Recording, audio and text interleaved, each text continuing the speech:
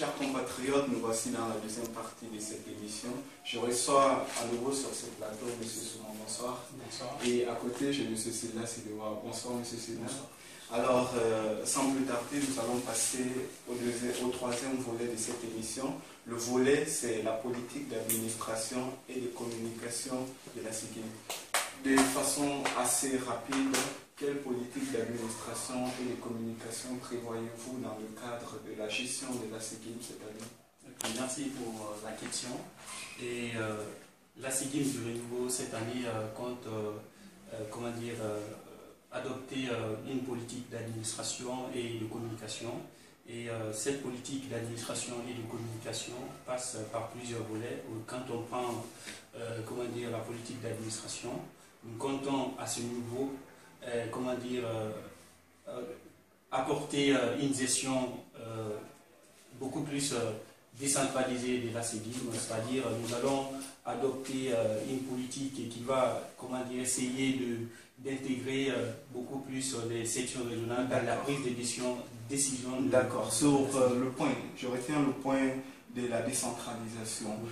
Qu'est-ce que vous comptez faire en termes d'accompagnement des initiatives régionales? Qu'est-ce que vous avez prévu dans l'accompagnement des initiatives?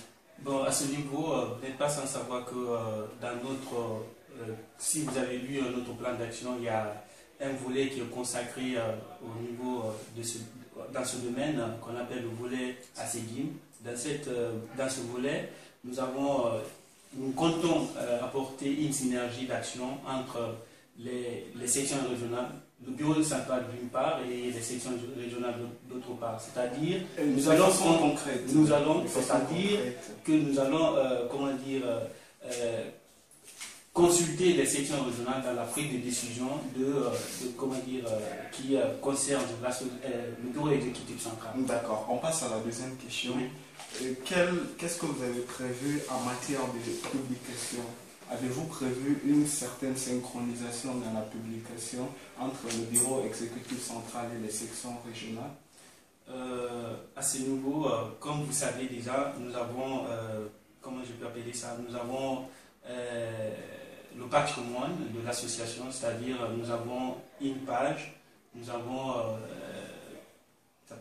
la page de la SIGIM centrale. Donc sur cette page déjà nous avons des contacts, des personnes, tous les étudiants guinéens au Maroc, en tout cas la plupart se trouvent sur cette page.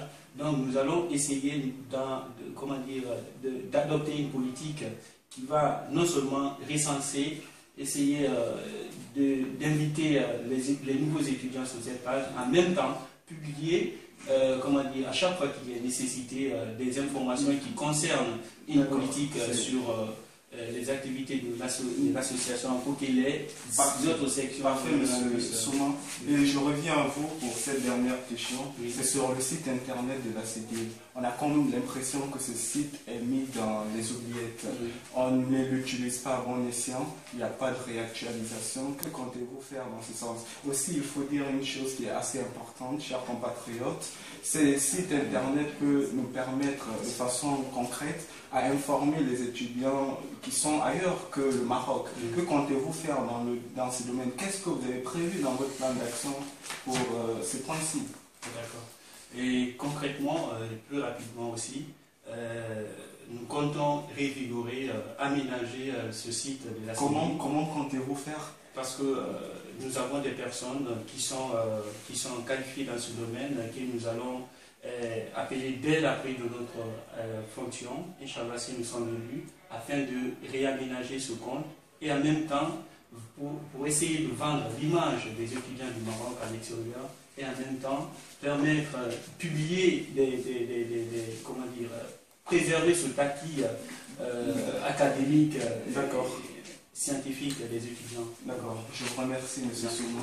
Alors, chers compatriotes, me voilà vers M. Silla Sidoua. Très bonsoir M. Silla Sidoua. Alors là, nous sommes dans la dernière partie de cette émission, la gestion financière. M. Silla Sidoua, d'abord, qu'est-ce que vous avez prévu en tant comme politique financière?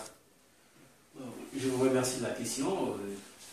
Bon, sur les questions financières de la SIGIM, ce sont des questions qui voilà, qui nécessitent toujours des interrogations sans réponse. À notre niveau, nous avons ici, les autres l'ont dit, nous avons ici essayé de mettre en place ici une gestion participative, c'est-à-dire que les sections régionales, on sera en concertation ou voilà, on va travailler en parfaite symbiose avec ces sections régionales pour que les étudiants se sentent intéressés vraiment par la gestion de la SEGIM. Pas seulement une symbiose, mais on va essayer de leur montrer que ouais, payer des cotisations, ça va dans le cadre de la réalisation des activités que propose la SEGIM. D'accord.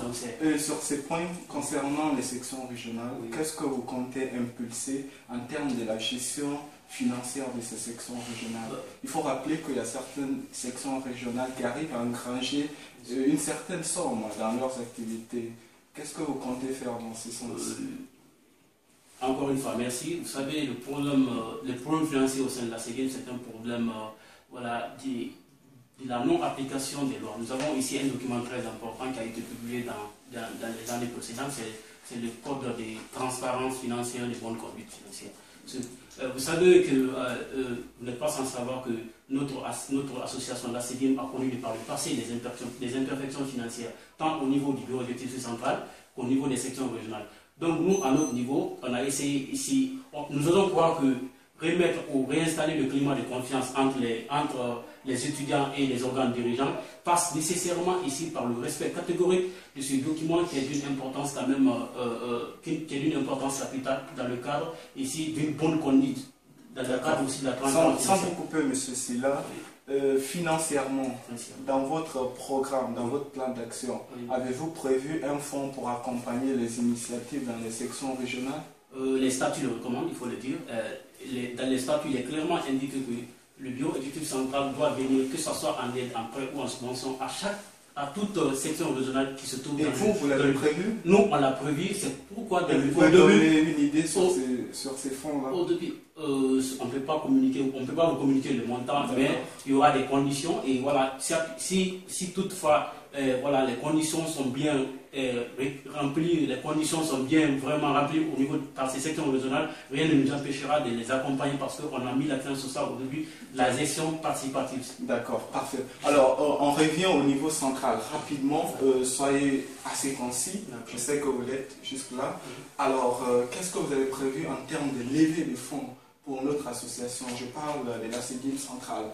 La SEGIM centrale, jusque-là, notre partenaire principal en ce qui concerne l'accompagnement financier de la SEGIM, c'est l'ambassade. Ce n'est un secret pour personne. Comment faire pour sortir de ces cartons?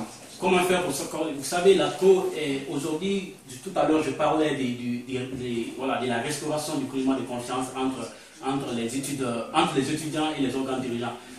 La restauration de ce climat de confiance aussi passe ici par une certaine indépendance financière de la SEGIM vis-à-vis de l'ambassade. Comment comptez-vous faire concrètement cette indépendance financière? Parce qu'il s'agit de ça. Il faut que les étudiants puissent connaître la manière dont... Encore une fois, je fais remarquer que dans notre équipe, vous avez ici des gens qui ont siégé dans pas mal de commissions. Ça veut dire que sur le plan des partenaires, sur le plan du rapport avec les partenaires, nous sommes déjà en avance. Vous serez surpris de m'entendre qu'au niveau du comité, la commission qui va se charger d'organiser le MICD, nous sommes déjà en avance sur ça avec les partenaires. Nous avons essayé beaucoup plus de privilégier les partenaires qui accompagnent la SEGIM du point de vue financier que l'ambassade. Ce qui va expliquer une certaine autonomie de la prise de décision de la SEGIM. D'accord. Pour les raisons des temps, je serai obligé de vous retirer la parole. Chers compatriotes, nous sommes à la fin de cette partie, mais nous avons prévu un moment bonus pour l'équipe, en vue que l'équipe passe un message aux internautes qui nous écoutent, à nos compatriotes qui sont en ligne. Alors, à vous de choisir celui qui... Chers compatriotes, chers membres de la SEGIM, vous venez de suivre notre interview. Notre équipe n'est plus à présenter que des personnes compétentes qui ont déjà fait leur preuve dans la gestion de notre chère association. Donc, nous vous invitons tous à voter à SEGIM du renouveau, parce que pour nous, une vote à SEGIM est possible. Chers membres de la SEGIM, amis, Nous vous remercions de nous avoir suivis dans cette première partie de cette émission que nous avons consacrée pour vous aux élections du bureau central.